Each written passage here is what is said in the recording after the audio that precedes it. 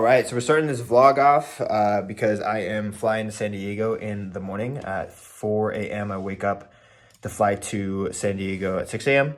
But something about my travel situation I thought would be cool to share is that I actually fly standby, which means that I don't have a seat when I book my flights. I just book a flight that looks like they have open seats, and if people don't show up or if there's open seats, I get my grabs at whatever seat is available. So I'll show you kind of how this works. This is for my flight home Sunday. So San Diego to Las Vegas. And then, so this is kind of what we're working with. So you look here, you can see here the flights. This means that there's 7 seats available. And this means that there's 2 people listed on standby. This one looks like there's a ton of open seats available. So this one would actually be like a risky one to take because there's only 7 seats available. This one could get full. And honestly, I have actually gotten stuck in places because I booked a flight and then they ended up filling up. So that has happened. But I'm actually looking for an evening flight. So something that can take us home. Like this one would be perfect. Ooh, San Francisco. All right, that might have to be what I have to do. All right, so you can see here. Flight, purchase tick, estimated because I don't have an actual ticket. And then cool. So I just booked this flight. If I show up to the airport and this flight has empty seats, then I get to hop on for free. And then what I'm doing this weekend is I'm flying in to meet with my friend Drew, and we're going to sit down and brainstorm a potential course that we want to build and launch and release next year. And then I'm also recording a podcast with my friend Michael Carrillo to support his message, to also share my story. And then also to my brother, I have friends there, so I'm pretty excited to see everybody.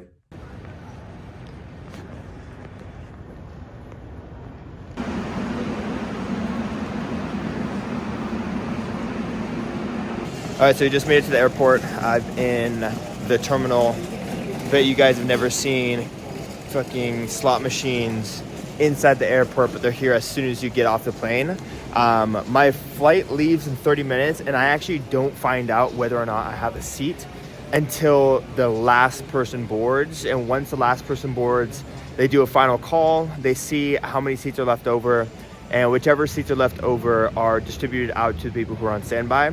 But the challenging thing about this is that, you know, you can be number 10th on the standby list and, you know, there's only 4 seats open. And so those other 6 people don't get an opportunity to get on that flight.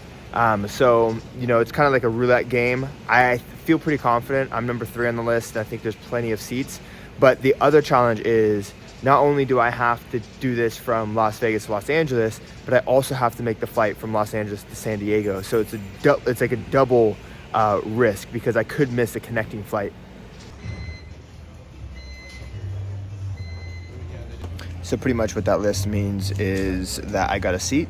I got green, which meant that there was an open seat for me, so I got assigned. So I will be making my way to Los Angeles, and then hopefully I can get a seat on my Los Angeles flight from LA to San Diego. Otherwise, I'm going to be stuck there.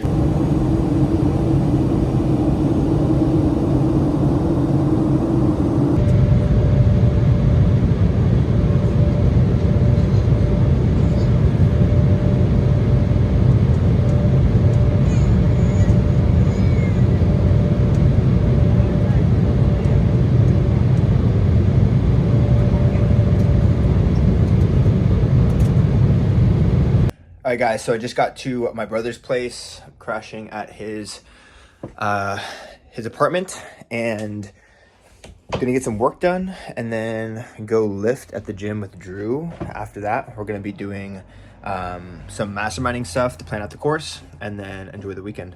But it's really cool. I helped my brother move here in 2022 at the end. He graduated from college and, you know, didn't really have a job, also didn't have a ton of savings, wasn't in a position to move. And I told him, I'm like, dude, the best thing that you can do is move out of mom's house, move out of dad's house, move down to San Diego and go get yourself situated. But he didn't have a job and he also didn't have money. And so he just wasn't in a position to where he can make that move.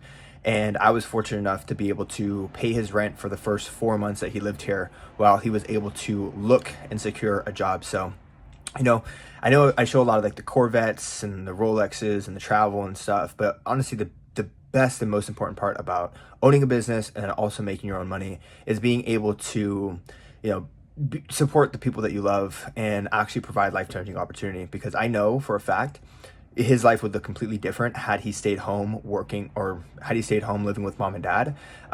You know, he's got a girlfriend down here, he's got great friends down here, and you know, he's living his best life in his 20s. And yeah, it's pretty cool. So make money, support the people that you love. And I never gotten the opportunity to share that story. I've always wanted a platform to share it on, so I'm glad that I can share it with you guys here. Let's see. All right. Out here with my boy Drew. Back and bias, baby. Let's get it.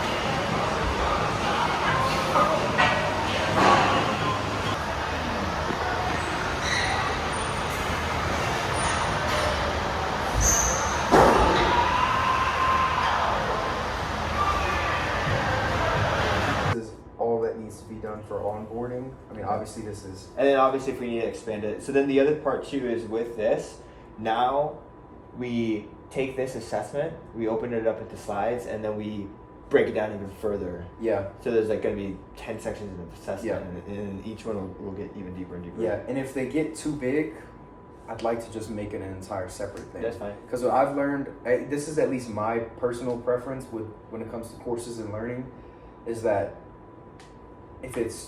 if one lesson is too big, it's almost not digestible for most people. Yeah.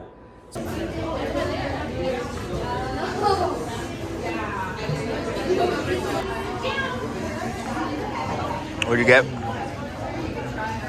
A lot. And so we are back out at Ocean Pacific with a 6 a.m. workout. The sun is rising. We pretty much have the whole place to ourselves, so let's get it. All right, so the absolute best part about this gym is not that it just has this outdoor section, but you walk out of the gym and you are literally on the beach. So gym is right here. You got outdoor training session. You could train shirtless, you got cold plunge, things like that. And then beach is right here. So this is where we're gonna go. We're gonna shoot some content here and just enjoy the day.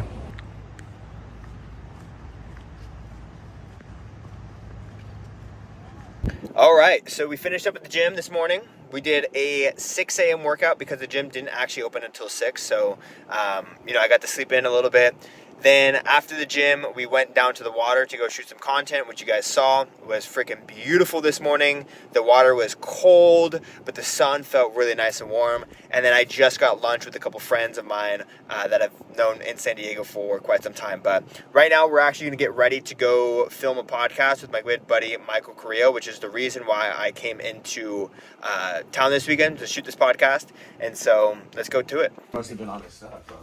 Well, hold on, we gotta erase that, bro. Yeah, nice. So the next part. Ah, ok, sí. Sí, entonces va a ser aquí. Ajá, tenemos sillones. Hay que quitar este. ¿Los blancos o los grises? Get your freaking bio, bro. It says slog. It says SLU agency. Slog. Mike not understand what he's saying with that. I'm telling you, bro. Nobody can match. That's okay.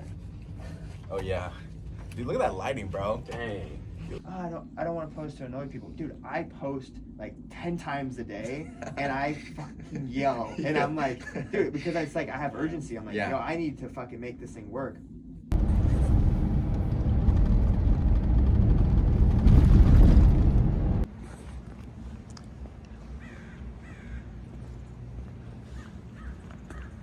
Good morning, guys. It is currently 7:30 a.m. on Sunday. I fly home to Las Vegas today, but before I do that, I'm actually going to be shooting some new ads with Nick Jansen, so that way we can have some new ads rolling into October.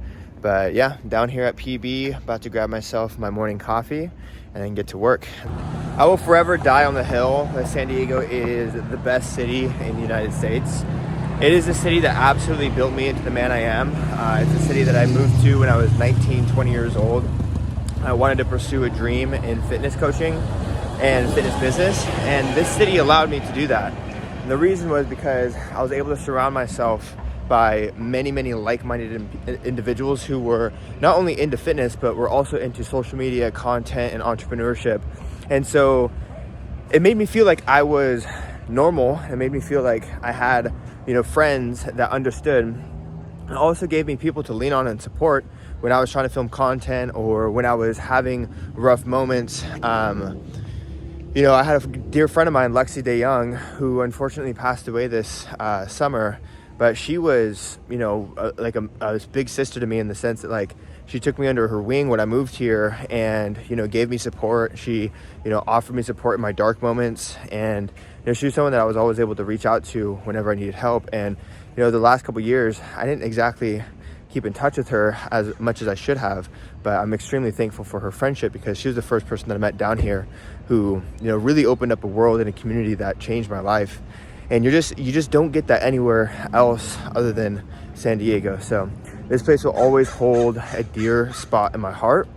I will always consider San Diego home, even though now coming back and visiting, I do feel like I've outgrown it. I do feel like, Vegas is where I'm supposed to be. Vegas might not be where I'll be forever, but I definitely feel ready to move on past San Diego. But it'll always be, home. But if you're watching this, I really, really encourage you to visit San Diego at some point in your life. I promise you, it is life-changing. I like it when you're just kind of going.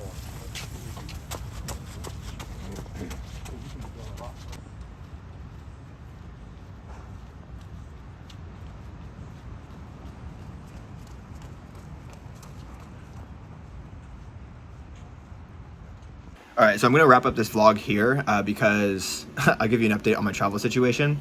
So I woke up this morning and I had my standby flight out of San Diego, and my flight was booked for 1, and I checked at like 7 a.m. to see if there was any seats, and the entire flight flew out or sold out, which is pretty normal. Flight from San Diego to Las Vegas, it usually always fills out. Like, I've never been able to successfully get a seat. And so I bought a flight for 3 o'clock on Frontier because it's like $100. It's an hour-long flight. Like, I'd rather be economical with that. And so booked the flight, went and shot my ads, came back around 11, and I was like, okay, it's time for me to check into my flight. Like, I'm gonna check in and see what time I need to get to the airport. And I got an alert that the flight landed already. And I was like, what? And so I check what time I booked the flight for, and I completely booked it for the wrong time. I booked a flight for 8 a.m. And so I fully missed that flight. And the next flight out of San Diego to Las Vegas was at 9 p.m. So now I'm here with my brother. I'm gonna be chilling all day and just kind of watching football with him. And it's good because I've missed the nostalgia of watching football with my family on Sunday. And so I kind of get to relive that today. So that's where I'm ending. I'm gonna be here, fly home at 9 p.m. and then we got work tomorrow.